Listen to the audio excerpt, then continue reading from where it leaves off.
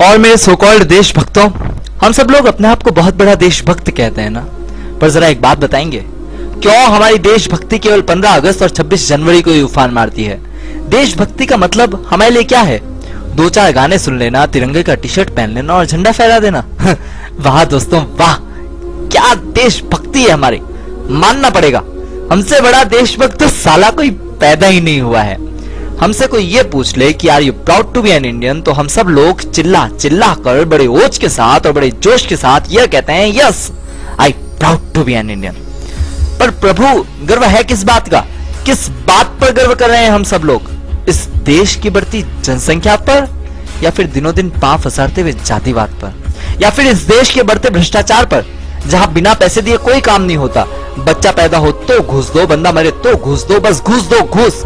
या फिर हमें इस बात पर गर्व है कि संसद में हमारे नेता जूते और चप्पल मारते हैं और इसे पूरी दुनिया में लाइव देखा जाता है? या फिर हो सकता है कि आप लोगों को मेरी देश की सरकार के रवैये पर गर्व है, जहां जब कोई जो चाहता है इस देश में मंदिर समझकर आता है, प्रसाद लेता है, घंटा बजाता है और निकल जाता है। मगर मेरे श्रीमान मंत्री महोदय यह फरमाते हैं कि हमें इस घटना पर बहुत खेद है और अब भारत और नहीं सहेगा, अब हम चुप नहीं बैठेंगे, अब भारत और नहीं सहने वाला। अरे कोई उनसे ये तो पूछे कि देवता तुमने आज तक किया क्या है?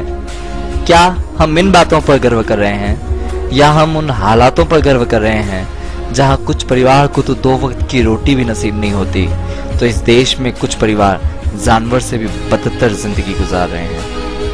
ये है मेरे देश के हालात, और अगर हम इन हालातों पर गर्व कर रहे हैं तो हमें खुद पर शर्म आनी चाहिए। अब सवाल यह नहीं कि इस देश ने हमारे लिए क्या किया है, क्योंकि अब सवाल तो यह उठता है कि हमने इस देश के लिए क्या किया है। दोस्तों, इस वीडियो को केवल देखो मत, सोचो, समझो और कुछ करने के लिए आगे बढ़ो। And if you like this video, then please promote it.